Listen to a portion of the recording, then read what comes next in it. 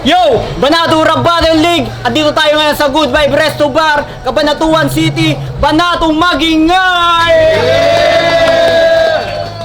Yo! Shoutout nga pala sponsor natin, Street Connection, Knowledge and Movement Clothing, With the Masses Clothing, sa skills, sa mga kapatid natin, sa buong crew, B-Boys of Nueva Ecija, tsaka sa may ticket natin, Joms Payawal, tsaka sa venue natin, Good Vibe Resto Bar. Ito, battle to paparating na laban natin. Sa kanan ko, galing pa ng Teresa Rizal. Magingay tayo para kay Tonyel. Shoot, kung may pera na sarap. Malakas ang grupo ko, gegera sa lahat. Mga foods na sa mesa masarap.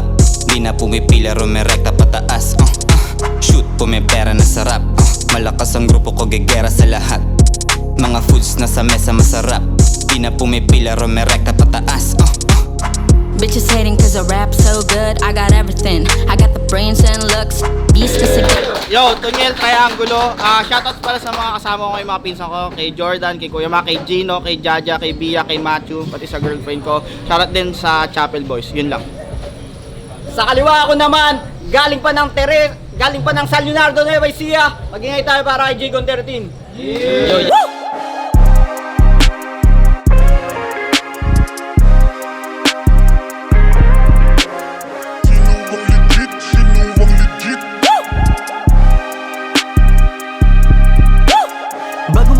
Bago yung latag, bago yung pakiramdam. Parang Disyembre ng katapusan, bagong tunog kung pakakawalan. Parang hari kapag nagsalita. Yung tracing nga pala ng San Leonardo. Shoutout nga pala sa The Merch, kay Caleb, sa Limitless Cartel, tsaka sa kay Win, kay Badsy, kay M, tsaka kay Jason, kay YC, kay JR.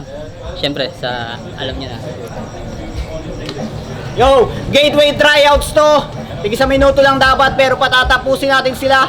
Nanalo ng toss coin si Tonyel. Pinili niya muna si Gigon 13. Una isang minuto para kay Gigon 13. Pakinggan natin, oh. Yo, check!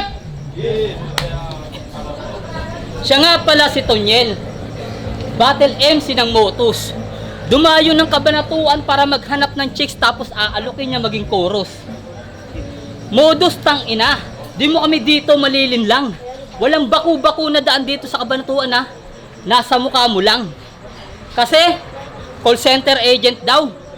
Halatang scammer. Malaman-laman ko nagtatawag lang pala ng jeep, tang ina tong dispatcher. Sige sabihin na natin na call center agent ka. Pero mali ka ng binabangga. Mapapatawag to ng 911 kasi mamaya sa labas to bubulagta.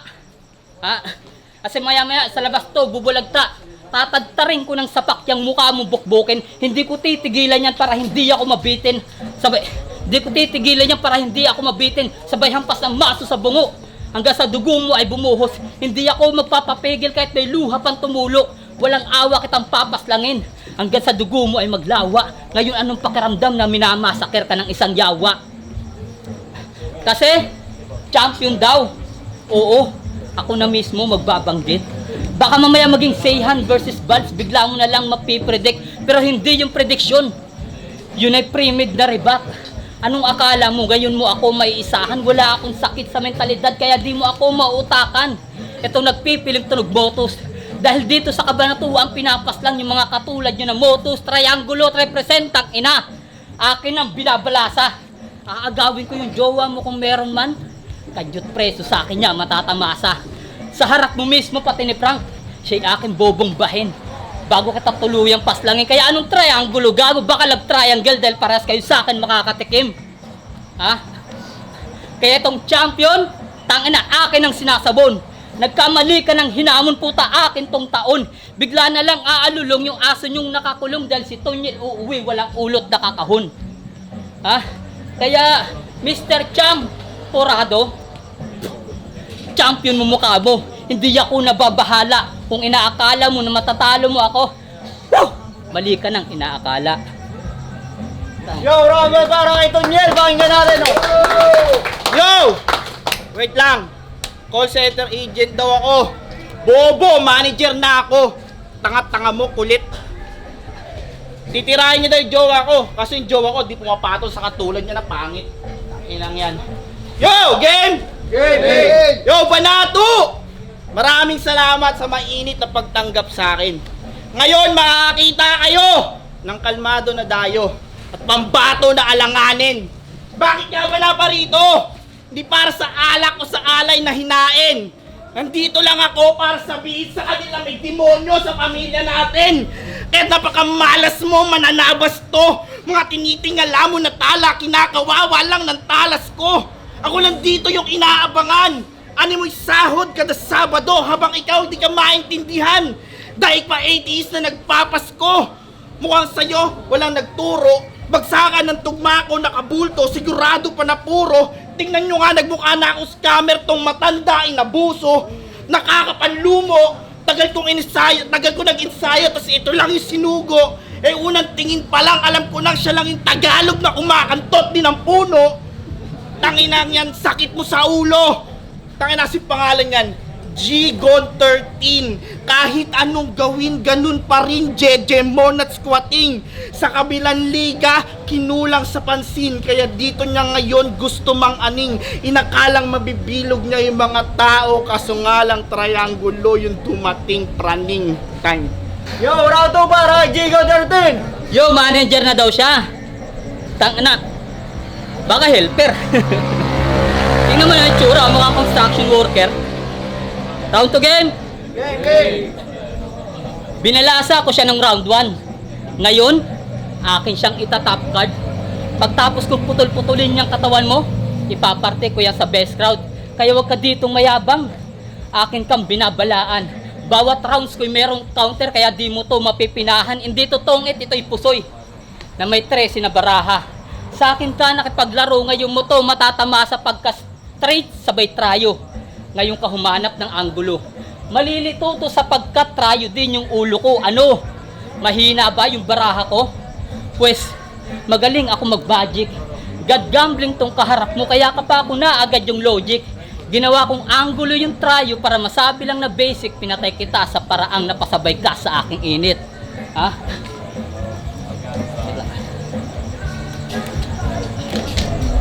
Pinatay kita sa paraang napasabay ka sa aking init. Wala.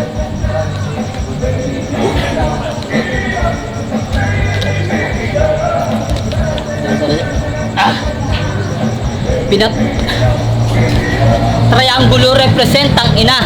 Akin ang binabalasa. Tangan na wala na.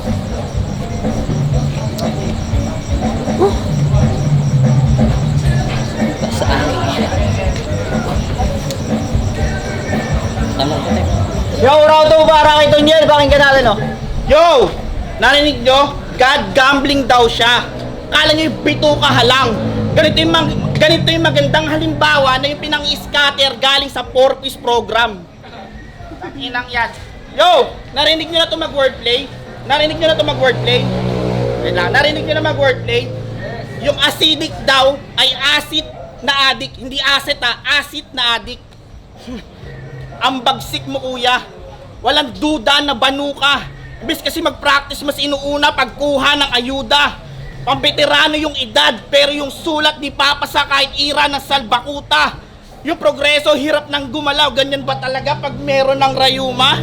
Kaya sa kultura hindi ka kawalan. Walang halong biro. Dapat ka na magretiro. Kasi sa banato yung serses lang nire-respeto ko na tito. Tong bagito, pinipilit pa rin sumingit kahit yung sulat nakakabwisit. Sige nga, sa mga MC dito, sino nagsasabi pang lumalambot ka laban ko kasi linya ko mainit? Tangina, pagiging bobo mo walang limit. Habang buhay na yan kahit anong gawin mo. At parang puke na bagong ahit, sigurado sa akin kainto. Yung panalo di na masisilip. Dapat yan ang tanggapin mo. Pero pag pumalagpat tong bulilit, sa mukha ko na lang bibirahin to. At putang ina mo, repin Paranaque ka? Para kunyari taga Metro Manila. Ganito pala talaga yung mga badyaw pag nagnapunta na ng syudad at nakatakas sa isla. Tas hustling na daw sa streets kasi sumasakay na sa jeep at ang lilimos ng pera. Paalala lang ha, hindi ka Manilenyo porkit natutulog ka sa overpass ng EDSA. Time. Yo, round 3 para kay G-Gon 13, oh. Tangina mo, ikaw mukhang badyaw sa atin. Yo! Sige, sa'yo na round 2 ko. Nag-champion siya kasi tinalo niya si Senyor. Yung senior ika-ika na magsalita, panay choke na at stutter. Sa akin di yan uubra kapag ako na ang nagmatter. Lalabas pagkasupot, ito nagpipiling na rapper. Gusto mo malaman ng kahulugan ng battle rap? Malalaman mo sa akin yan after. Kasi, malalim daw siya. Kanya pang pinangalagdakan. Ngayon tayo magsubukan na sumingaw ang iyong yabang. Kasi masyadong mahangin. Sobrang laki ng ulo. Puro buhat bangko, sarap mong hatawin ng tubo. Kasi binubobo niya yung mga tao sa kanyang English conference. Pag tinranslate nyo naman sa Tagalog, parang OG1 na nagbe-burst, sobrang hina mo sa written. Kapag usapan technical. Sobrang hina mo sa written kapag usapan technical. Dinadaan niya na lang sa hirit, mga bars niya literal, walang laman mga sulat mo. Kahit gamitan pa ng chemical, mahuli nyo kanyang pagkalim kapag usapan illegal. Kasi, tirador daw siya ng newbie. Sinigaw niya mismo sa mga tao. Patunay lang na hindi ka malakas kasi sa mga bago ka lang nananalo. Binubobo mo yung mga hurado, pati na din mismo ang iyong amo. Sanay ka nang tinututukan ka ng site, pues ibang site naman ang tututok sa pagbumuka mo. Ito yung sampal sa gago. Damay na rin ang iyong grupo. Triangulo ay binalangkas para mawala na sa dating pwesto. Kaya itong champion ng Ekisan, malamang sa akin Ekis yan. Tignan mo mamaya, pangalan mo sa poster, malalagyan ng Ekis yan. Ha? Ano? Malalim ka?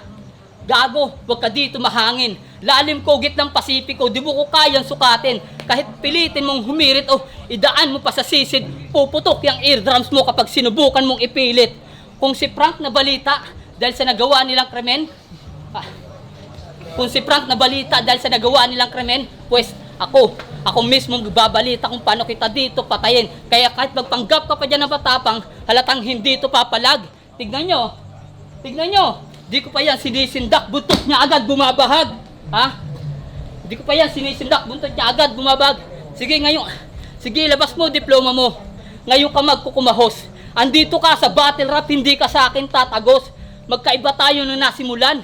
Akin ang pinagpasa Diyos kung sa tunog motos ka nagsimula. Sa akin ka magtatapos. Ha? Body bag na to sa akin, di umubra kanyang paandar. Sa dami kong pinakawalan, halos mabulo ng kanapar. Binaliktad ko yung triangulo, ginamitan ko ng angle bar, patunay lang na yung nasa tuktok.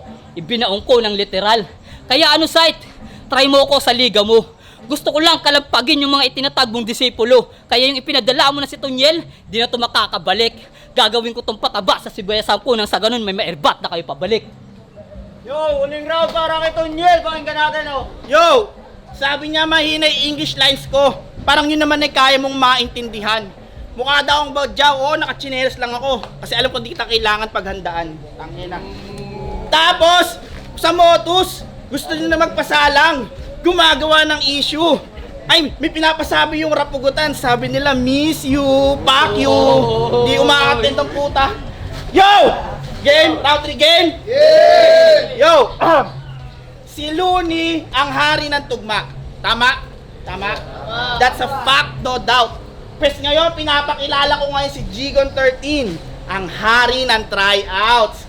Pag-announce pa lang ng liga, sa tryouts siya yung unang nakapila. Pero ayon sa balita, pinapasalang ka lang kasi lagi may dalang 10 kilong bigas, 3 sardinas at 1 boteng mantika. Pwes halika, kasi eto naman yung katotohanang masakit na para kang babaeng is to get. Pagtapos makaraos sa'yo, di ka na tinatawagan ulit. Daig mo pa yung kabit na nangihingi ng quality time sa sobrang kulit. Pero kahit saglit di ka sumasagi sa isip nila pag nagsiset ng bagong event. Kaya wala na akong ine-expect. At wala akong na-expect sa laban na to na meron akong mapapala. Ba't ako matatakot dito sa 13? Wala naman yan laso na dala. Ngayon sa bungo mo ako'y maglalagay ng marka. Kasi sa laro na to ako yung tunay na pambihira. Eh ikaw may GG na nga sa pangalan pero wala pa rin good game na pinapakita. Kasi nga masyadong mahina. Sobrang pangit pa. Kahit bakla ayaw dyan pumatol. Sobrang dugyot mong tignan. Tinatanggihan ka mismo sa espakol. Kung may jowa man yan, malamang inday na bantay sa bakery na minor de edad. Kaya pakisabi sa nanay mo, bobo siya kasi di kanya pinalaglag. Time. Yo! Gigon 13 versus Tonyel. Isang beses pa magingayo. Ang boto ng Urado, 3-0. Magingay tayo para kay Tonyel. Maraming salamat ulit sa kay Gigon 13, kay Frank na nagpasalang sa akin dito. Sobrang ano na ito sa Banato, sana supportahan nyo. Shoutout din ulit sa Chapel Boys Triangulo tsaka sa mga pinsang kong kasama ko ngayon. Yun lang. Yo, shoutout. Shoutout ko pala si Bulabog Nangaagaw. Salamat kay Tunyel. Karangalan yan, champion yan eh. Siyempre masasawa ko sa mga grupo. Siyempre kay Caleb, kahit masama loob mo sa akin, po-promote ko yung clothing mo. Yo, guys, nga pala. Ang binoto ko si Tunyel kasi pareha sila naka-battle focus, pero nung round 2 lumaylay na si Gigon. Maganda sana yung round 3 na tol. Kumbaga parang nag-i-speedan sila nung climax na tol, lumaylay na si Gigon. Pero sana bumattle siya ulit. 2-1 para kay Tunyel. Yo, Bulabog nga pala, binoto ko si Tunnel kasi kada nag-i-speed ng line si Gigon parang pahinto-hinto siya. Then nung pag bumabanat naman si Tunnel parang natatabunan yung round niya, kaya all 3 rounds para kay Tunnel. Yo, Cairo, The Alliance. Binoto ko si... Kalimutan ko pangalan. Pero, ayun, ang naging factor ko dito, ang pinaka naging factor ko talaga yung round 2. Kasi doon talaga pinaka nag-underperform si Gigon 13. Tapos, pero kahit wala naman choke, lamang talaga ng gabuhok yung side. Yun.